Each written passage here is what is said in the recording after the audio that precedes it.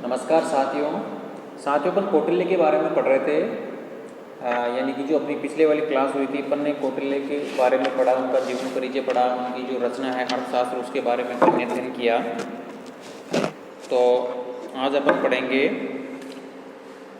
कौटिल्य के अनुसार राजा या राजपद के लिए आवश्यक गुण कौन कौन से होने चाहिए, राजा की जो दिनचर्या है वो किस प्रकार की होनी चाहिए, और राजा के जो कर्तव्य हैं वो कौन कौन से हैं। ठीक है, यानी कि राजा अपने दायित्वों में किन किन कार्यों का निर्वहन करेगा, इन सब के बारे में अपन को पढ़ना है।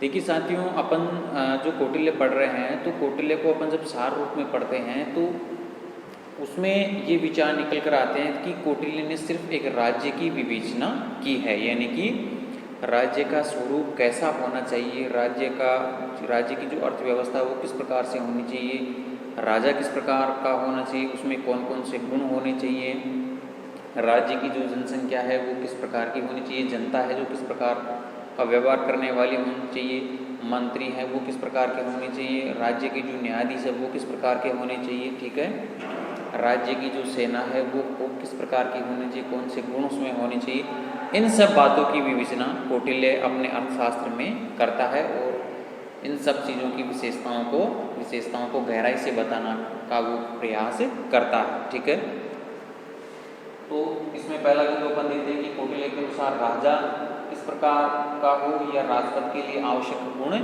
कौन कौन से होने चाहिए। तो अर्थशास्त्र में वो क्या बताता है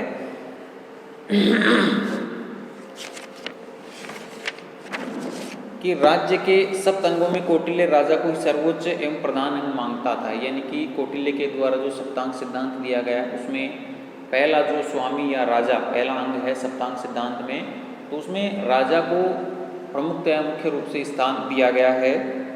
वह राजतंत्रीय शासन को ही सर्वोच्च स्थान प्रदान करता है, यानी कि जो राजतंत्रीय शासन है उसको ज़्यादा महत्व वो देता है और उसके अनुसार शासन की सफलता राजा की शक्ति और योग्यता पर निर्भर करती है। यानी कि जो शासन की सफलता है वो राजा की शक्ति और राजा की योग्यता पर निर्भर करता है।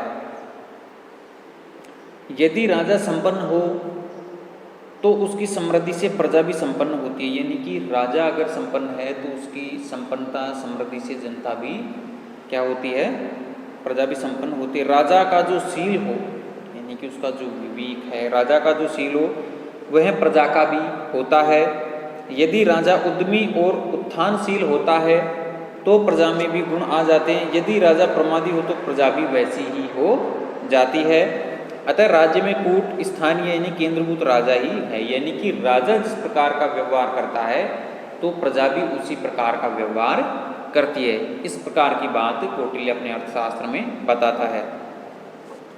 दूसरी बात कौटिल्य बताता कि राजपद के लिए या राजा के लिए उसमें कौन से गुण होने चाहिए। ठीक है, यानी कि कौटिल्य राजा के गुणों की विशेषता बताते हुए कहता है कि राजा में एक अच्छे शासक के गुण होने चाहिए। यानी कि दूरदर्शी सोच वाला हो, विजय की आकांक्षा रखने वाला हो, अच्छे गुणवान संपन्नशील व्यक्ति हो, अच्छा विवेक सोचने समझने की शक्ति वाला उसमें गुण होना चाहिए।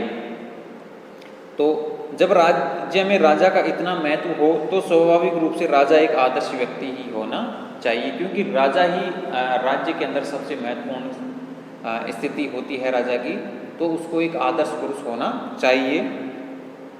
कौटिल्य ने राजा की कल्पना ऐसे ही व्यक्ति के रूप में की है। वह राजा को राजसी मानता है, राज ऋषि की वो संज्ञा देता है राजा को, जो प्लेटो के दार्शनिक शासक से किसी भी प्रकार कम नहीं है। यानी कि प्लेटो का जो आदर्श शासक है उसी प्रकार से कौटिल्य ने भी एक शासक की धारणा का प्रतिपादन किया है।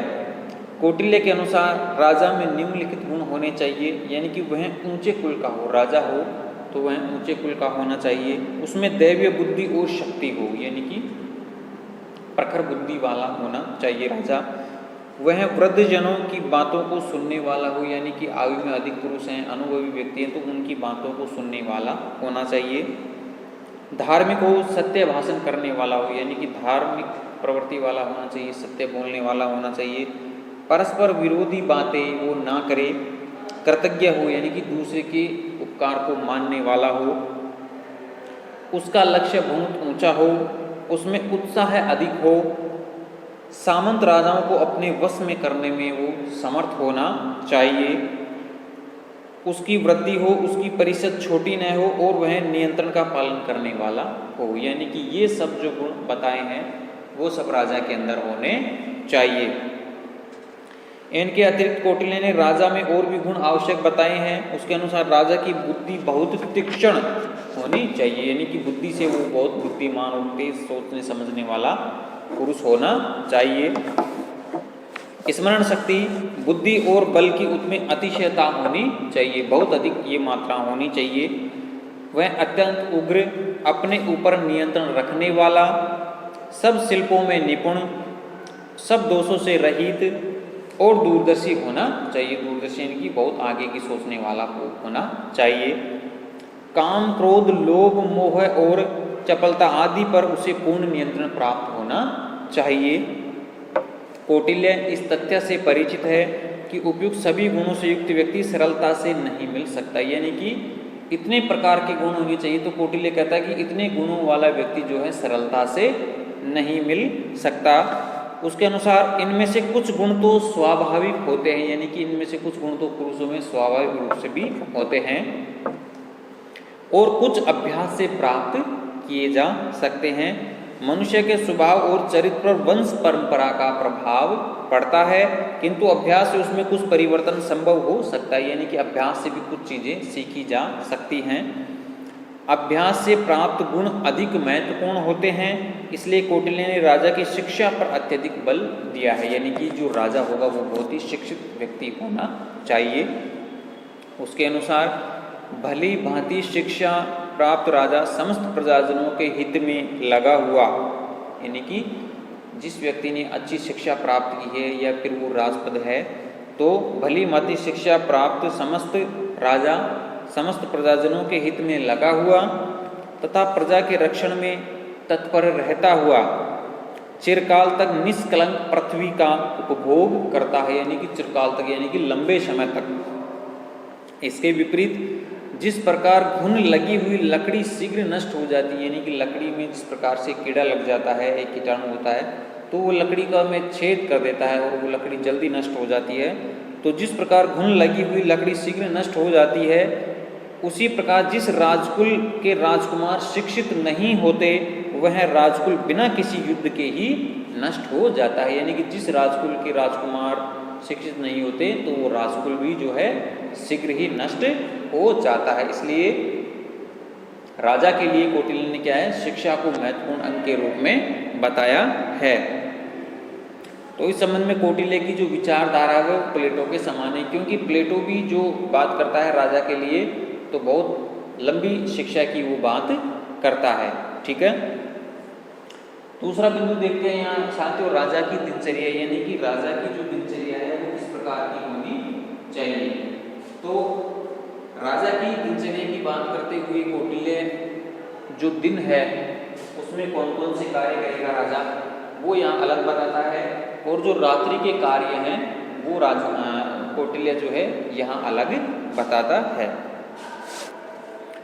तो राजा अपने न्यायोचित कार्यों का पालन करे, इस दृष्टि से कौटिल्य ने राजा की दिनचर्या भी निर्धारित की है, यानी कि जो दिन के पहर हैं उनको अलग अलग भागों में यहाँ बांटा गया है और अलग अलग भागों के अनुसार ही राजा कार्य करेगा। रात और दिन में उसके सारे समय का कार्यक्रम कौटिल्य ने दिया, यानी कि रात को कौन सा कार्य करेगा, दिन को कौन कौन से कार्य करेगा, इसका कौटिल्य ने स्पष्ट विभाजन यहाँ किया है। और इसमें इस बात का पूरा ध्यान रखा गया है कि उसका एक एक क्षण जन कार्य में लगा हो, ठीक है, जनता की भलाई के लिए हो। भोग विलास, नाच रंग आदि के लिए कोई भी समय उसमें नहीं दिया गया है, और रात्रि में भी विश्राम के लिए केवल 4 घंटे की व्यवस्था की गई है। कौटिल्य राजा के दिन रात के कार्यक्रम को 24 घंटे को 16 घड़ियों में बांटता है, यानी कि 24 घंटे जो है उनको 16 घड़ियों में यहाँ बांटा गया है, और रात्रि की पृथक चर्या का भी वर्णन यहाँ किया गया है, यानी प्रत्येक घड़ी 1.5 घंटे की होगी। ठीक है साथियों, यानी कि 1.5 घंटे को प्रत्येक घड़ी में बांटा गया है, या प्रत्येक पहर में अपन कह सकते हैं। तो साथियों, सबसे पहले अपन दिनचर्या की बात करते हैं कि दिनचर्या की जो प्रथम घड़ी होगी उसमें प्रजा की रक्षा व्यवस्था की देखरेख तथा हिसाब किताब की जांच करेगा। यानी कि जो प्रथम घड़ी है उसमें राजा का कौन सा कर्तव्य बताया गया है यहाँ, कि प्रजा की रक्षा व्यवस्था की देखरेख तथा हिसाब किताब की वो जांच करेगा। दूसरी घड़ी में बताया गया है ग्राम व नगरवासियों का प्रशासन, यानी गांव से संबंधित और ग्राम का जो प्रशासन है इससे संबंधित वो जानकारी प्राप्त करेगा। तीसरी घड़ी में स्नान, भोजन और स्वाध्याय, यानी कि जो राजा की तीसरी घड़ी उसमें स्नान करेगा, भोजन करेगा और स्वयं अध्ययन करेगा। चौथी घड़ी है उसमें बताया गया था वित्त विभाग का निरीक्षण, यानी कि राज्य का जो वित्त विभाग है, कर राजस्व है, उसका वो निरीक्षण करेगा तथा कैश चेकिंग, नियुक्तियां व स्थानांतरण, यानी कि महत्वपूर्ण पदाधिकारियों की नियुक्ति करेगा, जिनको हटाना है उनका हटाएगा और जिनका स्थानांतरण करना है दूसरी जगह तो स्थानांतरण करेगा। तो ये सब कार्य जो हैं चतुर्थ घड़ी में बताए गए हैं। पांचवी घड़ी में जो है मंत्रियों तथा गुप्तचरों से वो मंत्रणा करेगा। छठी घड़ी है उसमें मनोरंजन के लिए उसको दिया गया है। सातवीं घड़ी में हाथी, घोड़े, अस्त्र शस्त्रों का निरीक्षण, यानी कि सेना से संबंधित है, अस्त्र शस्त्र हैं, हाथी घोड़े हैं, सेना से संबंधित वो निरीक्षण करेगा। आठवीं घड़ी में जो है सेनापति से मंत्रणा करेगा, यानी कि सेनापति से विचार विमर्श वो करेगा सेना से संबंधित। तो इस प्रकार है 8 घड़ियां यहाँ बताई गई हैं।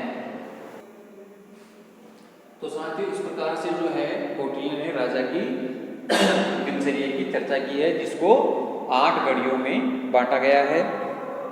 तो साथियों, यहाँ आपको ध्यान रखना है कि इन घड़ियों के संबंध में भी आपको सवाल पूछा जा सकता है। 2 नंबर का सवाल यहाँ पूछा जा सकता है कि जो राजा है चौथी और 5वीं घड़ी में जो दिनचर्या है उसमें कौन से कार्य बताए गए हैं, 8वीं घड़ी में कौन से कार्य बताए गए हैं, तो थोड़ा इनका ध्यान रखना है। अब जैसे दिनचर्या की बात वो बताता है, उसी प्रकार से रात्रिचर्या की भी वो चर्चा करता है। तो रात्रि चर्चा को भी वो 8 घड़ियों में ही बांटता है। उसमें पहली घड़ी है रात्रिचर्या, गुप्तचरों द्वारा दिन भर एकत्रित रिपोर्ट, यानी कि रात्रि की जो पहली घड़ी है उसमें कौन सा कार्य है कि गुप्तचरों के द्वारा जो रिपोर्ट लाई गई है उस पर वो विचार विमर्श करेगा। जो रात्रिचर्या की दूसरी घड़ी है उसमें स्नान, भोजन, स्वाध्याय, यानी कि स्नान करेगा, भोजन करेगा और स्वयं अध्ययन करेगा। तीसरी घड़ी में जो है गायन और वादन का कार्यक्रम रखा गया है, इसमें राजा संगीत वगैरह जो है उसमें मनोरंजन रखा गया है। चौथी और 5वीं घड़ी में जो है निद्रा है, राजा यानी सोएगा। छठी घड़ी में दिन के कार्यक्रम पर विचार, यानी कि सोने के बाद जो अगली घड़ी है छठी घड़ी, उसमें दिन का जो कार्यक्रम है उस पर वो विचार विमर्श करेगा, कार्यक्रम बनाएगा। 7वीं घड़ी में जो है गुप्तचरों से परामर्श करेगा और 8वीं घड़ी में है आचार्य, पुरोहित इत्यादि से भेंट करेगा। इसके बाद प्रातः बछड़े सहित गाय की परिक्रमा करके राजा फिर अपनी दिनचर्या प्रारंभ कर देगा। इस प्रकार राजा का जीवन एक तपस्वी के समान होना चाहिए। कौटिल्य की विचारधारा को व्यक्त करते हुए श्री भगवान दास केला लिखते हैं कि राजपद का ऐश्वर्य कांटों के मुकुट के समान है, यानी कि रांती विचारक हैं श्री भगवान दास केला, वो इसके संबंध में लिखते हैं कि राजपद का जो ऐश्वर्य है वो कांटों के मुकुट के समान है, जिसे सेवा भाव से ही ग्रहण किया जा सकता है। तो इस प्रकार साथियों राजा की दिनचर्या और रात्रिचर्या की कौटिल्य यहाँ चर्चा करता है, जिसमें 24 घंटों को 16 घड़ियों में यहाँ बांटा गया है। प्रत्येक जो घड़ी है वो 1.5 घंटे की यहाँ कौटिल्य ने बताई है। अब साथियों तीसरे बिंदु की यहाँ बात करते हैं कि राजा के कर्तव्य कौन कौन से होने चाहिए। ठीक है, तो इसके संबंध में जो है आपको यहाँ परीक्षा में भी सवाल पूछा जा सकता है कि कौटिल्य ने राजा के कौन कौन से कर्तव्य बताए, उनमें 2 कर्तव्यों को लिखिए, 3 को लिखिए, 4 को लिखिए। तो अपन यहाँ बोर्ड पे मैं लिख के बताता हूँ कि कौटिल्य के अनुसार राजा के कौन कौन से कर्तव्य हैं।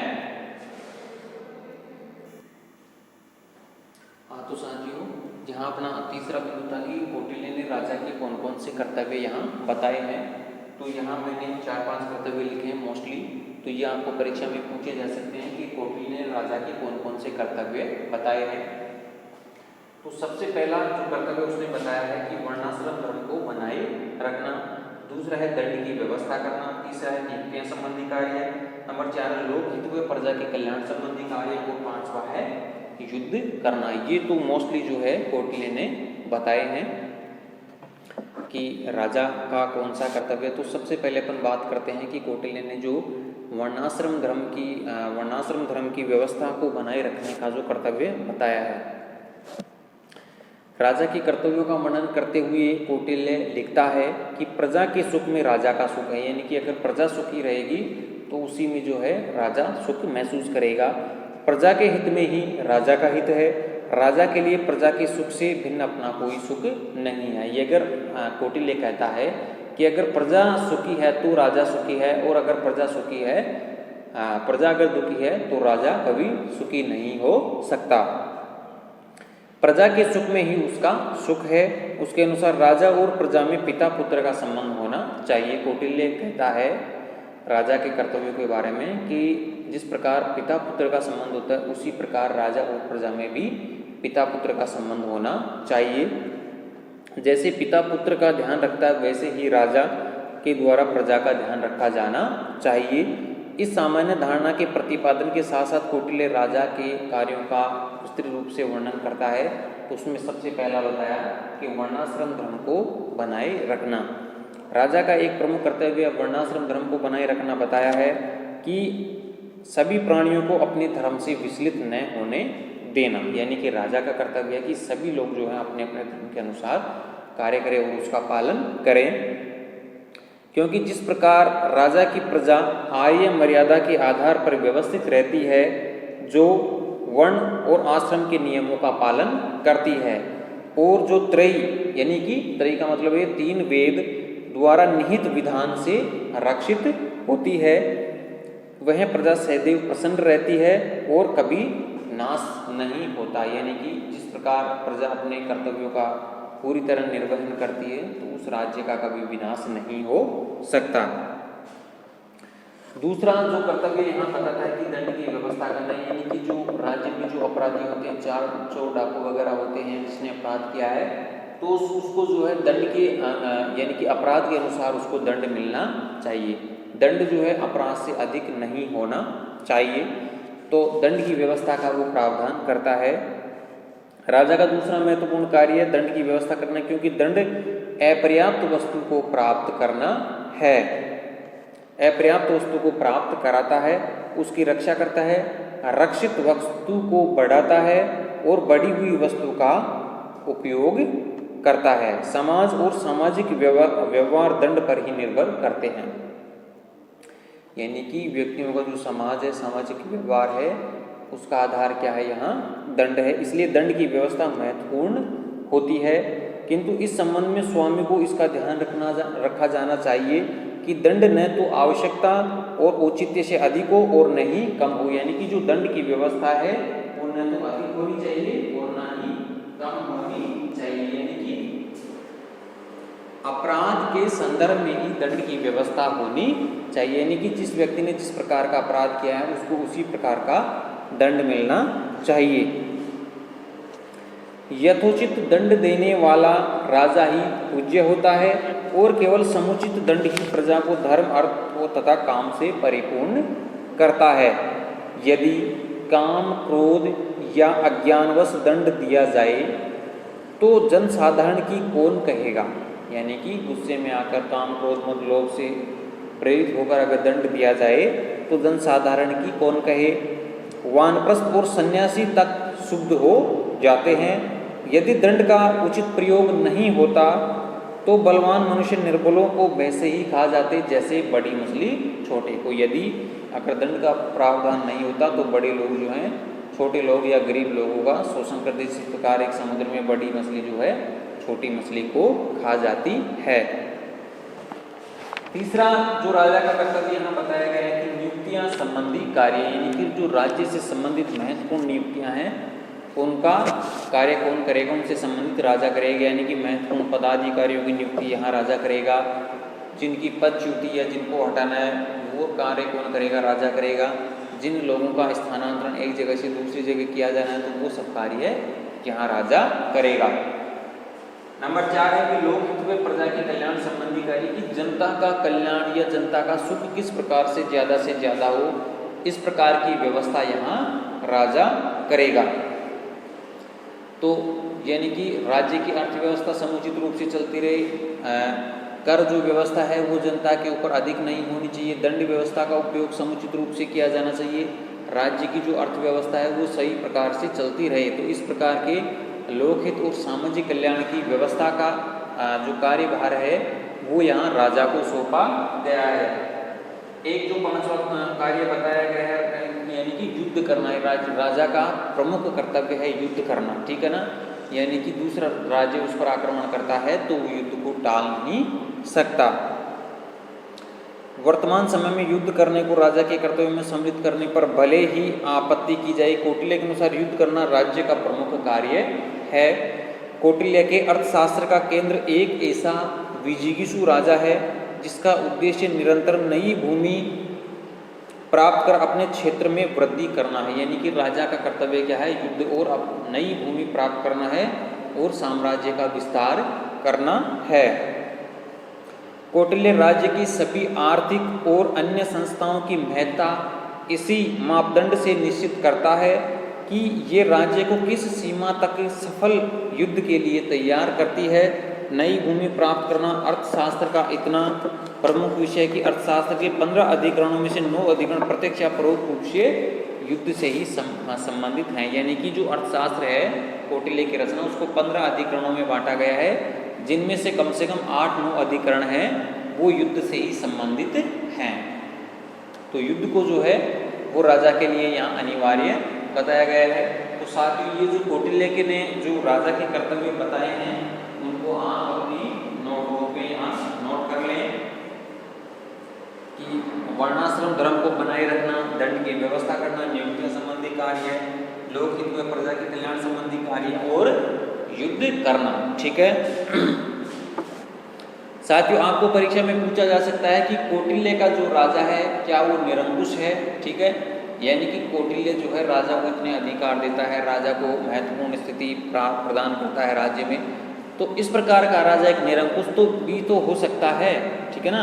तो अगर आपको इस प्रकार से संबंधित सवाल पूछा जाता है तो कौटिल्य का राजा निरंकुश नहीं है। इसके कुछ महत्वपूर्ण कारण हैं वो मैं यहाँ बताता हूँ कि राजा पर जो है अनुबंध लगाया गया है, धार्मिक नियम और नीति रिवाजों का प्रतिबंध उस पर लगाया गया है, मंत्री परिषद की सत्ता उस पर है, जनमत व जनमत का नियंत्रण उस पर है, राजा का व्यक्तित्व का शिक्षा और प्रशिक्षण उसको इस प्रकार का दिया गया है हो सकता। यानी कि राजा की सत्ता पर नियंत्रण लगाया गया है। तो सबसे पहले अपन अनुबंधवाद की बात करते हैं कि राजा की शक्ति पर प्रथम प्रतिबंध अनुबंधवाद का है। कौटिल्य के अनुसार मनुष्यों ने राजा की आज्ञाओं के पालन के लिए जो प्रतिज्ञा की है उसके बदले में राजा ने अपने प्रजाजन के धन की रक्षा का वचन दिया है। यानी कि प्रजा अगर राज्य की आज्ञा का पालन, राजा की आज्ञा का पालन करती है तो वो क्यों करती है? क्योंकि राजा ने उनकी रक्षा की और उनके धन की रक्षा का वचन दिया है। तो राजा के द्वारा प्रजा के धन जन को हानि पहुंचाने वाला कोई कार्य नहीं किया जा सकता। यानी कि राजा के द्वारा उनको हानि पहुंचाने से संबंधित कोई कार्य नहीं किया जा सकता। तो इस प्रकार का एक प्रजा और राजा में एक अनुबंध है। दूसरा जो है धार्मिक नियम, नीति व रीति रिवाजों का प्रतिबंध या नियंत्रण राजा पर लगाया गया है।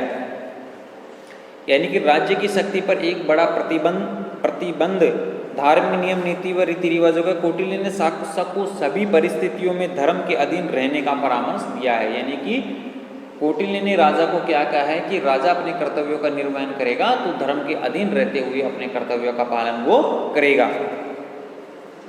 राजा के अधिकार धर्म, नैतिक नियम और देश काल से जुड़ी रीति रिवाजों से सीमित है और वह इनका पालन करने के लिए बाध्य है। यानी कि इनसे बाहर जाकर वो अपने कार्य नहीं कर सकता। तीसरा जो उसकी सत्ता पर नियंत्रण है, मंत्री परिषद की सत्ता का नियंत्रण है। यानी कि राजा जो महत्वपूर्ण कार्य करेगा वो अपने प्रमुख पदाधिकारियों से परामर्श करके ही कार्य करेगा। कौटिल्य अनुसार राज्य रूपी रथ के दो चक्र हैं। राजा और मंत्री प्रशासन की शक्ति अकेले राजा में निहित नहीं है, वह उसे अपनी इस शक्ति का प्रयोग मंत्रियों से परामर्श के आधार पर ही करना है। यानी कि राज्य से संबंधित महत्वपूर्ण जो निर्णय करेगा वो मंत्री परिषद के परामर्श से ही करेगा। तो इस प्रकार मंत्री परिषद का उस पर एक तरह से नियंत्रण है। जनता व जनमत का नियंत्रण है। राजा का व्यक्तित्व तथा शिक्षा का प्रशिक्षण, यानी कि राजा को इस प्रकार के शिक्षा और प्रशिक्षण उसको दिया गया है कि वो एक निरंकुश राजा नहीं हो सकता। तो साथियों, अगर आपको परीक्षा में पूछा जाता है कि कौटिल्य का राजा निरंकुश है तो आपको नहीं लिखना है, और ये जो बिंदु मैंने बताए हैं वो आपको इसमें लिखने हैं। तो साथियों, आज के लिए इतना ही काफ़ी। आगे जो मंत्री परिषद है, अमात्य हैं, प्रमुख पदाधिकारी हैं, उनका हम आगे वाली क्लास में अध्ययन करेंगे। तब तक के लिए साथियों धन्यवाद, थैंक यू।